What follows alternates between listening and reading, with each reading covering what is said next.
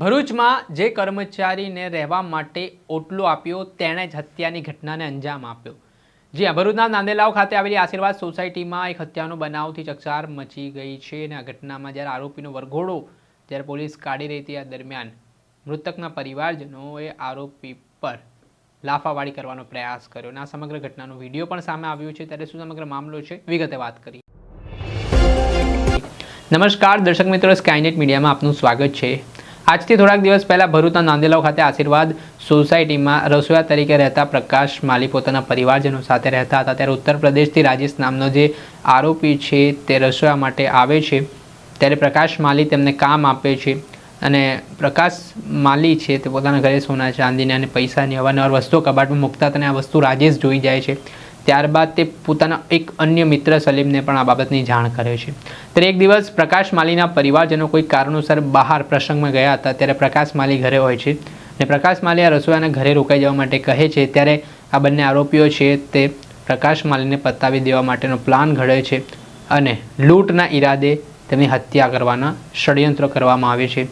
પ્રકાશ માલી ઘરે હતા તે દરમિયાન તેમને ઊંઘની ગોળી પીવડાવીને ત્યારબાદ તેમના હાથ પગ બાંધીને ડૂમો મારીને તેમની હત્યા કરી દેવામાં આવે છે અને ત્યારબાદ સોના ચાંદીના દાગીના લઈને આરોપીઓ ફરાર થઈ જાય છે। આ સમગ્ર મામલે ભરૂચ એ ડિવિઝન પોલીસ સ્ટેશનમાં ફરિયાદ નોંધાઈ હતી અને આ ઘટના બાદ પોલીસે ઉત્તર પ્રદેશથી આરોપીઓની ધરપકડ પણ કરી હતી।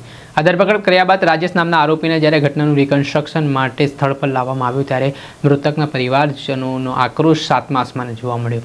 જેમાં મૃતકના પત્ની છે તેમની હૈયાવરાટ જોવા મળી અને આ ઘટનામાં તેઓ પાઇપ લઈને પહેલાં મારવા પણ દોડ્યા હતા। ત્યારબાદ જે એક વ્યક્તિ છે તેમણે પણ લાફાવાળી કરવાનો પ્રયાસ કર્યો અને ઘટનાનો વિડીયો પણ સામે આવ્યો છે। પહેલાં આ વિડીયો જોઈ લો।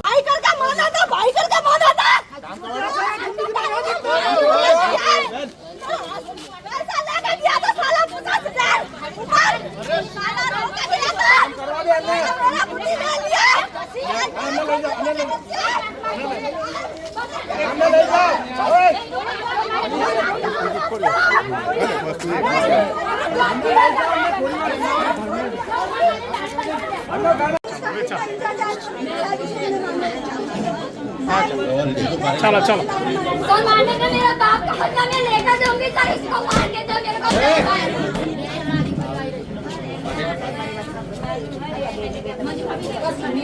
मेरा नाम ईश्वराम माली है। हम राजस्थान के रहवासी है। इधर जो भरूच में मर्डर हुआ वो मेरे बड़े भैया प्रकाश भाई थे। वो भरूच में रहते थे। उनके साथ में काम करने वाले कामगार मतलब वर्कर लोग, उन्होंने उनकी हत्या करके दोनों लोग भागे। एक का नाम कमला प्रसाद, दूसरे का नाम सलीम। दोनों लोग यहाँ से लूट करके हत्या करके भाग गए। फिर पुलिस ने हमको विश्वास दिलाया कि हम आपको आरोपी को निश्चिंत रहिए, हम पकड़ के लाएंगे। गुजरात पुलिस ने अपने विश्वास पर खड़े उतरे। गुजरात पुलिस ने करके दिखाया। उनको 3 महीने में उनको पकड़ के लाए। अभी हमारे गुजरात सरकार से निवेदन है कि इस मुजरिम को फांसी की सजा दिलाए, क्योंकि हमारे भाई के छोटे छोटे बच्चे, अभी उसको 10-15 साल की सजा हो जाएगी। वे बाहर में आके वापिस ये काम करेगा। बच्चे को कई कर दिया, हमारे को कोई कर दिया, जनमान का हमको पूरा खतरा है कि बाहर आके मर्डर तो करेगा। इनका पेशेवर धंधा है, ऐसा मेरे को लग रहा है। तो गुजरात सरकार से एक निवेदन है हाथ जोड़ के, ऐसे मुजरिम को समाज में खुला न छोड़े, उनको फांसी की सजा दिलवाने का कष्ट करे।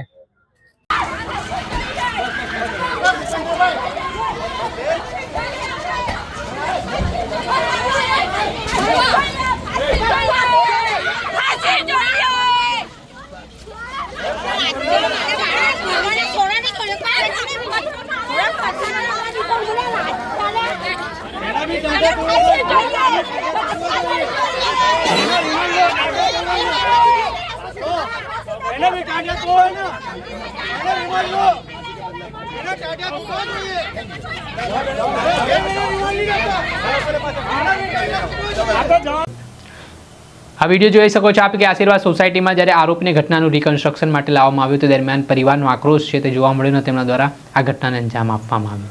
દર્શક મિત્રો, આવા જ નવા વિડીયો સાથે આપણે માહિતગાર કરતા રહીશું, એટલે સ્કાયનેટ મીડિયા જોતા રહો।